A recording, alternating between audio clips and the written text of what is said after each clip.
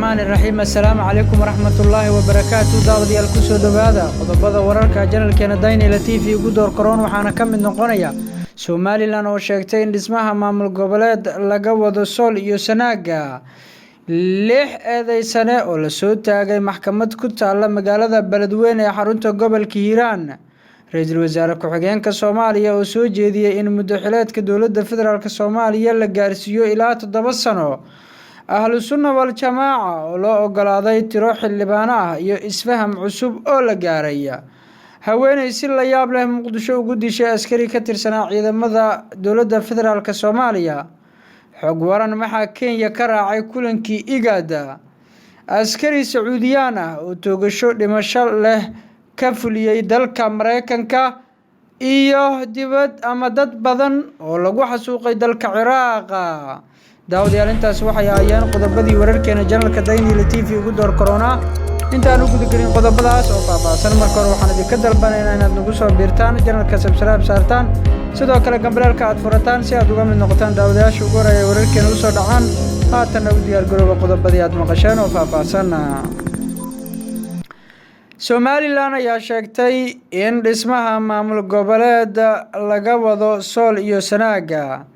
gudoomiyaha xisbiga mucaaradka ee Ucud Faysal Cali Waraabe ayaa sheegay in dowladda dhexe ee Soomaaliya ay wado dadaalo gobolada bariga Somaliland looga dhisayo maamul goboleed ka madax banaan Somaliland iyo Puntland waxa uu sheegay in mas'uuliyiin ka tirsan dowladda dhexe ee Soomaaliya iyo gudoomiyihii hore ee baarlamaanka maamulka Puntland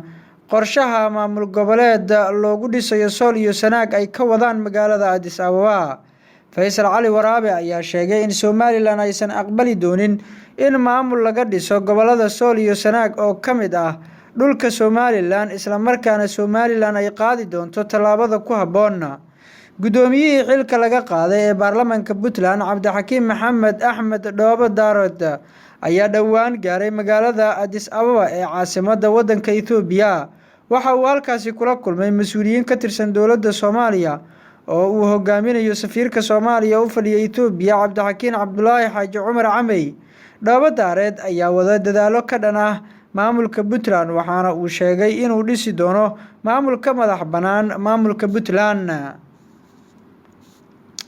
lix eedeysane ayaa la soo taagay maxkamad ku taala magaalada Beledweyne ee xarunta gobolka Hiiraan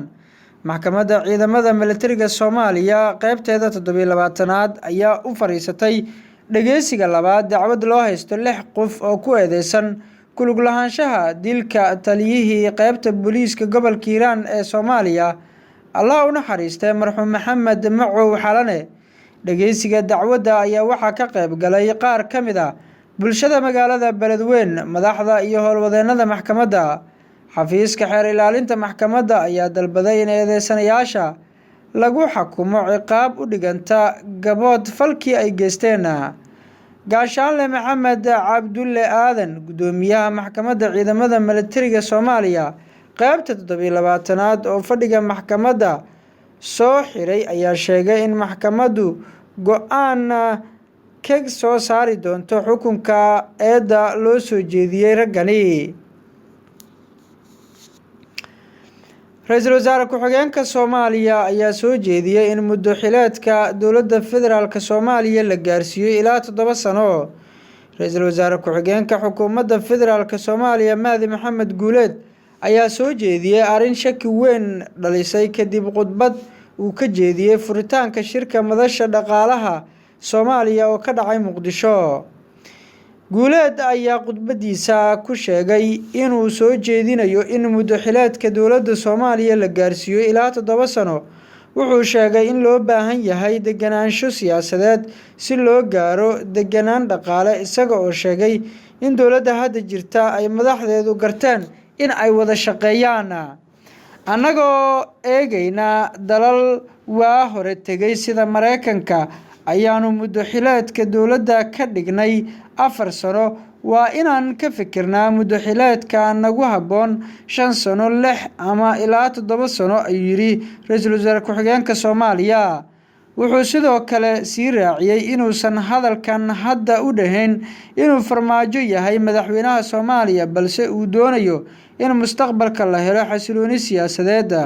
uma hadlayo dowladda madaxweyne Farmaajo ee hadda xilka haysa, laakiin si mustaqbalka loo helo xasilooni dhaqaale waa in la helaa xasilooni siyaasadeed, ayuu yiri ra'iisul wasaare ku-xigeenka. Wuxuu sheegay in 4 sano ee dowladdu haysato uu sanadka hore noqdo isla qabsi ama aan iraahdee sanadka u dambeeyana uu yahay olole doorasho oo dowladdu haysato oo keliya 2 sano oo weliba uu mooshin daba socdo, ayuu yiri. Hadalka ka soo baxay ra'iisul wasaare ku-xigeenka Soomaaliya ayaa ku soo aadaya xilli xisbiyada mucaaradka ay walaac ka qabaan in dowladda Soomaaliya samaysato muddo kororsi. Madaxweynayaashii hore ee Soomaaliya Xasan Sheekh Maxamuud iyo Sheekh Shariif Sheekh Axmed ayaa dhowaan sheegay in iyaga iyo madaxweyne Farmaajo ay isla garteen inaan la sameyn waqti kororsi, inkastoo maalmihii dambe uu mar kale soo laabtay walaaca ku aadan in dowladda madaxweynaha Soomaaliya uu hogaamiyo Mudane Maxamed Cabdullaahi Farmaajo ay tahay mid damacsan waqti kororsi sida ay mucaaradka u dhigaan. Dib u eegista ku socota dastuurka ku-meel gaarka ee la doonayo in la qabyo tiro ayaa la qorsheynayaa in muddo-xileedka dowladda laga dhigo muddo 5 sano ah, halka markii hore ay ka ahayd 4 sano, inkastoo ay adag tahay sida ugu dambeyn la isugu raaco. Ahlu Sunna ayaa loo ogolaaday tiro xildhibaano ah iyo isfaham cusub ayaa la gaaray. Wararka naga soo gaaraya magaalada Dhuusamareeb ee caasimadda maamulka Galmudug ayaa xaqiijinaya inuu isfaham dhex maray madaxda Ahlu Sunna iyo dowladda dhexe ee Soomaaliya kadib khilaaf muddo badan taagnaa. Sida ay ila wareedyo rasmi ah u xaqiijiyeen Daynila TV, Ahlu Sunna iyo dowladda dhexe ayaa isku fahmay in Ahlu Sunna la siiyo awoodda soo xilista tiro xildhibaan oo ka tirsan baarlamaanka la filayo in loo sameeyo maamulka Galmudug. Ahlu Sunna oo markii hore ku dhagneyd in la siiyo 30 xildhibaan ayaa hadda lagu waramayaa inay aqbashay tiro taas ka yar, waxaana warar ku dhow madaxda Ahlu Sunna ay sheegayaan in ay aqbashay in ay ugu dambeyn qaadato 20, halka ila wareedyo ku suganna ay 15 xildhibaan sheegayaan. Si kastaba, waxaa la isku raacsan yahay inuu dhacay isfaham ay Ahlu Sunna ku qaadanayso tiro aad ugu yar tii ay markii hore ku dhagneyd, waxaana tirada rasmiga ah lagu shaacin doonaa marka heshiiska la saxiixo. Ahlu Sunna ayaa hadda shardi ka dhigtay in heshiiskan uu noqdo mid cad oo saxiixiisa ay qayb ka noqdaan qaar ka tirsan madaxda ugu sareysa Soomaaliya iyo xubno ka tirsan beesha caalamka, sidoo kalena loo soo bandhigo saxaafadda, maadaama ay Ahlu Sunna qabto walaac ku aadan in mar kale heshiiska looga baxo. Wadahadallada ayaa waxaa garwadeen ka ahaa xildhibaan Mahad Salaad, wasiirkii hore ee arrimaha gudaha Cabdisamed Macalin Maxamuud iyo xubno kale, waxaana dhanka dowladda matalayay ra'iisul wasaare Xasan Cali Kheyre. Toddobaadkii hore ayaa muddo 1 isbuuc waxaa dib loo dhigay soo xulista xildhibaanada Galmudug si loo xaliyo tabashooyinka ay qabaan Ahlu Sunna wal Jamaaca. Haweeney ayaa si la yaab leh Muqdisho ugu dishay askari ka tirsanaa ciidamada dowladda federaalka Soomaaliya.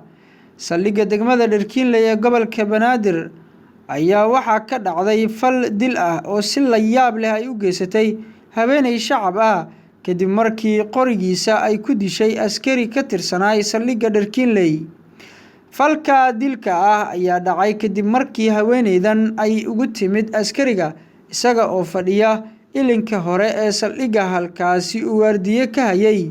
Haweeneyda ayaa soo qabsatay qorigii uu lahaa askariga, kadibna xabad ayay ku dhufatay askariga oo sidaasi ay nafta kaga baxday. Askartii ku sugnayd saldhigga oo ku soo baxay dhawaqa xabadda ayaa arkay meydka askariga iyo haweeneydan oo qoriga haysata, waxaana suura gashay ugu dambeyn in gacanta lagu dhigo haweeneydii falka dilka geysatay. Ilaa hadda si sax ah looma oga waxa dhex maray haweeneydaasi iyo askariga ay dishay, balse haweeneyda ayaa hadda ku xiran saldhigga degmada Dherkiinley oo ah meesha dilka ay ka geysatay. Waxaana sidoo kale caddeyn sida haweeneydan ay ugu suurta gashay inay qoriga soo qabsato ayada askariga uusan ka hortagin, waxaana suurtagal ah ayaa la leeyahay in ay isgaranayeen inkasta oo aan taas la xaqiijin karin. Saraakiisha booliiska ayaa sheegay in baaris lagu bilaabi doono haweeneyda falka dilka ah u geysatay askariga ka tirsanaa saldhigga galbeed. xog waran maxaa ka raacay kulankii IGAD jimcihii November 29, 2019 waxaa magaalada Addis Ababa ee dalka Itoobiya lagu qabtay kulankii 13aad ee caadiga ahaa ee urur goboleedka IGAD. ururka waxaa la aasaasay 1986 si looga hortago abaaraha, waxaana la oran jiray IGAD, balse waxaa loo rogay IGAD sanadkii markuu ahaa 1996. shirka oo ahaa kulankii ugu horeeyay ee caadi ah oo ay ku kulmaan madaxda goboleedka 10 sanadood kadib ayaa waxaa ka soo qayb galay madaxda iyo wakiilada dalalka Eritrea, Ethiopia, Djibouti, Kenya, Koonfurta Suudaan iyo dowladda Soomaaliya iyo Uganda. inkastoo la filayay in shirka lagu gorfeeyo geedi socodka nabadda Koonfurta Suudaan, haddana waxaa diiradda lagu saaray dib u haweynta qaab dhismeedkiisa, iyadoona guddoonka laga dhigay xil meerto ah. isbeddelkaas wuxuu keenay inuu mudane Cabdalla Xamduuk oo ah ra'iisul wasaaraha cusub ee dalka Suudaan uu ku soo baxay guddoomiyaha IGAD. 10kii sannadood ee la soo dhaafay waxaa si isdaba joog ah ururka u guddoominayay 3 ra'iisul wasaare ee isku xigxiga ee dalka Itoobiya: Meles Zenawi, Haile Mariam Desalegn iyo Dr. Abiy Ahmed, iyadoo ugu horeeyay jagada madaxweynihii Kenya mudane Mwai Kibaki. ra'iisul wasaare Abiy Ahmed aan iraahde oo xeerinayay habdhaqankii gobolka ayaa xoghayaha ururka u magacaabay mudane Workoneka Kibiyahu oo u dhashay dalka Itoobiya, iyadoona Kenya ay isku diyaarisay inay la wareegi doonto xilka guddoonka wixii ka dambeeyay November 2019. dowladda Djibouti oo dalka Kenya kula tartamaysa musharaxnimada kursiga midowga Afrika uu ku leeyahay qaramada midoobe ayaa ka biyo diiday hab dhaqameedka awood qaybsiga IGAD, iyadoona dowladda Soomaaliyana ay soo jeedisay in dib u haweyn dhab ah lagu sameeyo IGAD si loo xaqiijiyo himilada isdhexgalka shucuubta gobolka iyo iskaashiga siyaasadda iyo dhaqaalaha dowladaha. falanqeeyaasha siyaasadda ayaa aaminsan in dib u soo celinta xiriirka Kenya iyo Soomaaliya, iyadoo Kenya aysan waxba kaga bedelnayn Soomaaliya oo aan ahayn in ay ka ogolaatay wanaajinta xiriirka, ay sabab u ahayd 2 arrin. 1. jawiga siyaasadda gobolka oo u muuqday in Kenya ay ku sii socoto gaddoon, iyo 2. Kenya oo ku ceebowday ka been sheegistii bandhigii shidaalka Soomaaliya ee London kadib markii guddiga khubarada qaramada midoobay uu soo saaray warbixin cad oo sheegaysa in Kenya ay ku kacday fal been abuur ah. si kastaba ha ahaatee, iskaashiga saddexda geesoodka ah iyo jawiga Geeska Afrika oo isbedelay ayaa Soomaaliya u saamaxay inay gaarto marxalad tala jeedinteedu meel marto. xilligii madaxweyne Xasan Sheekh Maxamuudna ayaa Soomaaliya mar damacday in ay u tartanto jagada xoghayaha ururka IGAD ma sahelin. askari Sacuudiyaan ah ayaa toogasho dhimasho leh ka fuliyay dalka Mareykanka. askari ka tirsan ciidamada cirka Sacuudiga oo tababar u joogay dalka Mareykanka ayaa toogasho uu ku fuliyay saldhig ay leeyihiin ciidamada badda Mareykanka waxaa ku dilay 3 qof ka hor inta aan isaga la dilin. toogashada oo ka dhacday fasal ku dhex yaala saldhigga oo ku yaala magaalada Pensacola ee gobolka Florida ayaa waxaa sidoo kale ku dhaawacmay 8 qof oo ay ku jiraan 2 booliis oo ku soo baxay weerarka. ninkan weerarka geystay ayaa magaciisa lagu sheegay Maxamed Sayid al-Shamrani ama Shamrani. barasaabka gobolka Florida Ron DeSantis ayaa xaqiijiyay in qofka toogashada geystay uu ka yimid dalka Sacuudiga. waa ay caddahay inay jiri doonaan su'aalo badan oo ku saabsan qofkan ajnabiga ah ee ka tirsan ciidamada cirka Sacuudiga oo dalkeena u joogay tababarka, ayuu yiri DeSantis oo shir jaraa'id qabtay. waa ay caddahay in dowladda Sacuudiga looga baahan yahay in ay wanaajiso dhibanayaasha, waxaana filayaa in ay deyn badan ama in deen badan lagu leeyahay ayuu yidhi barasaabka.